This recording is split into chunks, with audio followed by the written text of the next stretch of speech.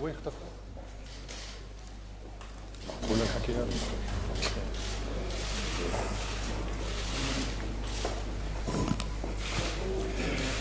مرحبا جميعا. Welcome to you all. يسعدني أن أحيطكم علما اليوم بمجريات الجلسة التي أجريناها هذا الصباح مع السيد المبعوث الخاص ديمستورا وفريقه. I'm pleased to brief you on the session that we held this morning with Mr. de Mistura, the Special Envoy, and his team.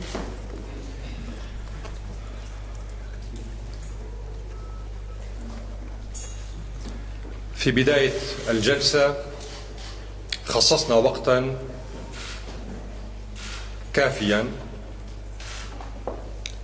للحديث عن خطورة العمل الاستفزازي غير المسؤول الذي أقدم عليه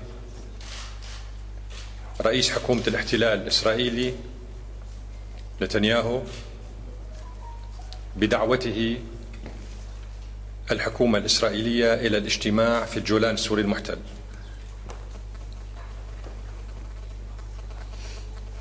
At the outset of the meeting with Mr. de Mistura, sufficient time was set aside to discuss the grave, irresponsible and provocative actions taken by the Israeli Prime Minister, Mr. Netanyahu, to call for a meeting of his government in the occupied Syrian Golan. طبعا هذا الاستفزاز الإسرائيلي واجهته الحكومة السورية بإرسال رسالتين عاجلتين إلى مجلس الأمن والأمين العام طلبت فيهما من مجلس الأمن والأمين العام التدخل فورا لإدانة عقد هذا الاجتماع والمطالبة بعدم تكراره، لا سيما وأنه يتناقض بشكل مطلق مع أحكام القرار رقم 497 لعام 1981 الذي اعتبر بإجماع أعضاء مجلس الأمن آنذاك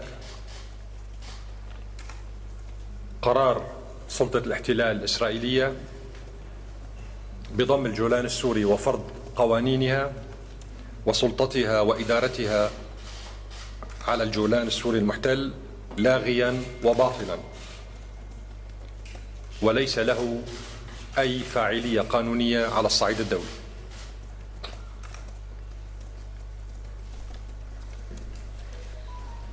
The Syrian government reacted to this Israeli provocation by sending two urgent letters to the Security Council and the Secretary General requesting them to immediately intervene to condemn the holding of this meeting and to request that no such meetings be held in the occupied Syrian Golan in the future. This is especially as that action is in total contradiction with this Security Council Resolution 497 of 1981, which was unanimously adopted by the Security Council and which considered that this decision of the Israeli occupation to impose its sovereignty, laws and administration on the Golan is null and void and has no legal effects internationally. أكدنا للسيد ديمستورا حق الجمهورية العربية السورية باستعادة الجولان السوري المحتل حتى خط الرابع من حزيران يونيو 1967 بكافة الوسائل القانونية التي يضمنها لنا ميثاق الأمم المتحدة بما في ذلك المادة 51 التي تتحدث عن حق الدفاع عن النفس.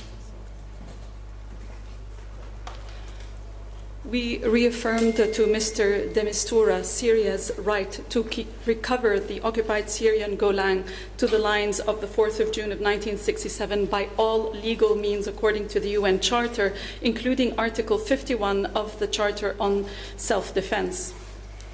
إن هذا السلوك الاستفزازي الإسرائيلي بحق شعبنا ودولتنا وحكومتنا إنما يؤكد بما لا يقبل أي مجال للشك تعاون إسرائيل مع إرهاب جبهة النصرة وداعش المنتشر في خط الفصل في الجولان السوري المحتل، والذي احتل مواقع مهمة لقوات الأندف التابعة للأمم المتحدة المنتشرة في الجولان. This Israeli provocation against our people, our state, and our government confirms without any doubt the cooperation between the Israelis and the terrorists of Daesh and the Nusra front on the demarcation line in between where the Golan is and where UNDF troops are positioned. كنا قد نقلنا مرارا وتكرارا إلى عناية إدارة عمليات حفظ السلام في الأمم المتحدة معلومات موثقة عن تعاون إسرائيل مع جبهة النصرة وإرهابيي داعش في الجولان، وقدمنا كل الوثائق التي لا تدحض إلى وكيل الأمين العام لعمليات حفظ السلام حول وجود تواطؤ قطري إسرائيلي يتعلق بخطف عناصر الوحدة الفلبينية بين عناصر عملية حفظ السلام في جولان الأندف.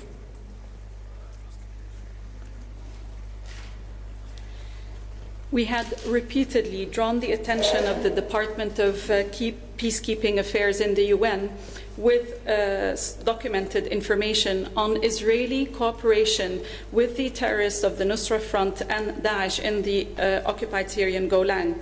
We submitted irrefutable documents to the Assistant Secretary General on Peacekeeping Affairs on the Qatari and Israeli involvement in the abduction of members of the Philippines contingent in UNDF.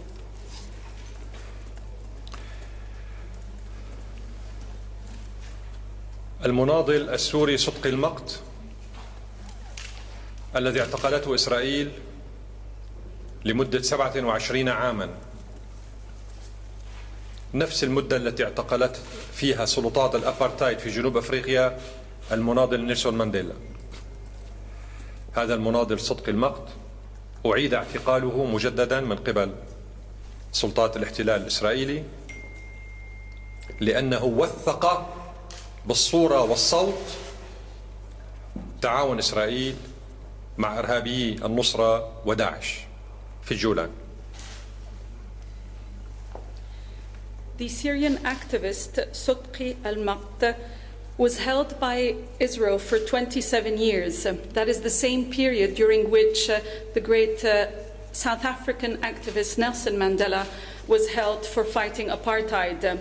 He has been rearrested once again by the Israeli occupation forces for having documented by video the cooperation in the Golan between the Israelis and the terrorists of Daesh and the Nusra Front. ليس من باب المصادفة على الإطلاق أن التصعيد الإسرائيلي الذي قام به نتنياهو في الجولان السوري المحتل واكبه في نفس الوقت تصريحات غير مسؤولة لبعض أعضاء ما يسمى بوفد السعودية المشارك في الحوار السوري في جنيف. It is no coincidence at all that this Israeli escalation was accompanied by irresponsible statements by members of the so-called Saudi delegation in the inter-Syrian talks here in Geneva.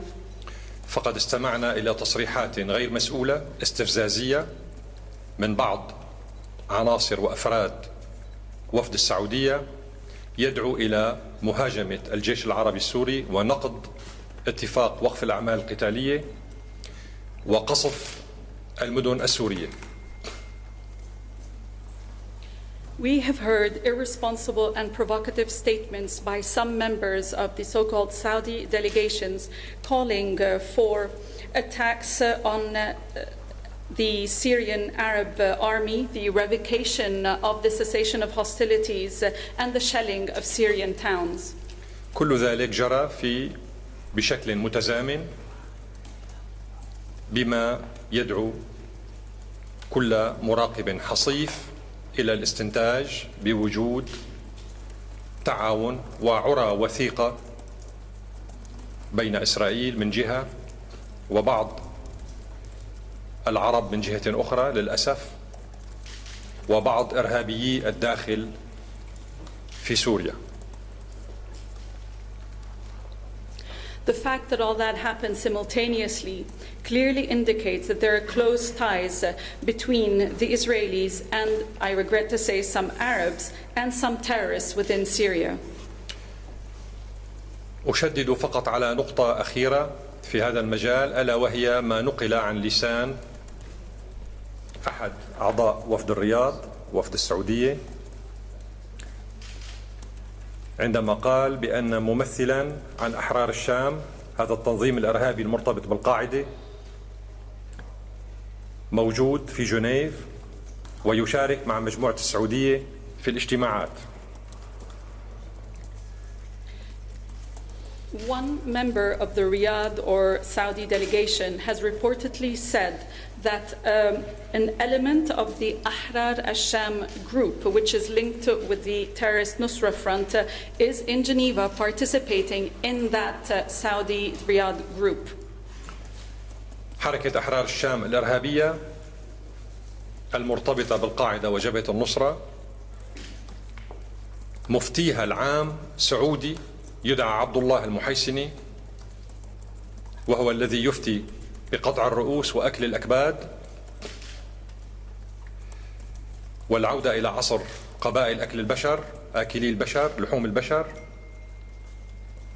هذا الرجل السعودي الذي يسفك الدماء فوق الأرض السورية اسمه مدرج على قائمة الأفراد الإرهابيين التي أعدها مجلس الأمن.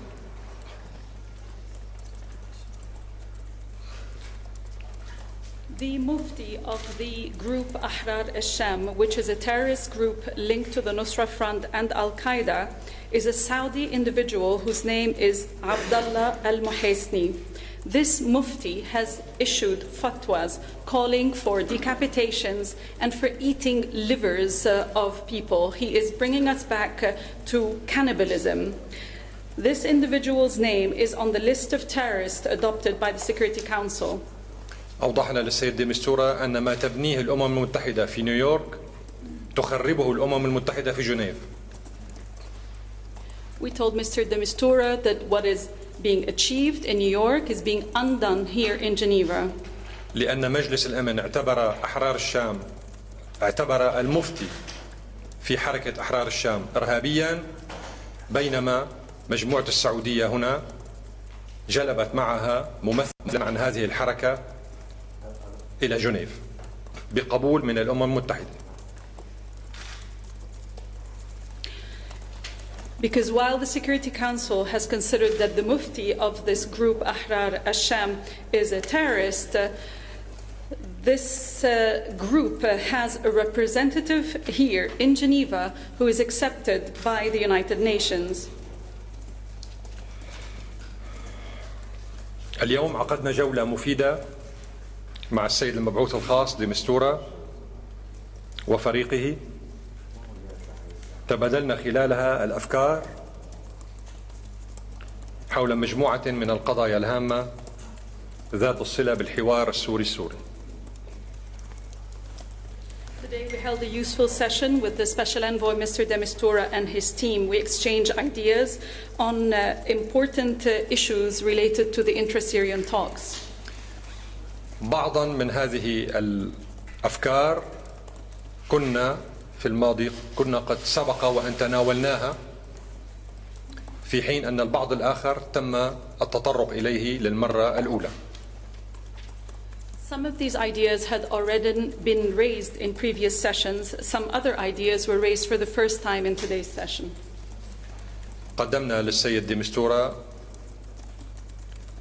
ورقة وطنية سورية تتضمن تعديلاتنا وملاحظاتنا على ورقة المبعوث الخاص التي كما تعرفون تضمنت 12 نقطة. We submitted to Mr. de Mistura a Syrian national paper with our comments and amendments on the 12-point paper that he had submitted to us. ونحن ننتظر منه أن يعود إلينا بردود أفعال المجموعات الأخرى المعارضات الأخرى بعد أن يسبر رأيها بشأن هذه الورقة. We are waiting for him to come back to us with the reactions of the opposition groups after sounding them on this paper. سنعود إلى الاجتماع مجددا مع السيد دي مستورة يوم الأربعاء الساعة 11 صباحا. And we will be meeting again with Mr. de Mistura on Wednesday at 11 o'clock. شكرا لكم. Thank you.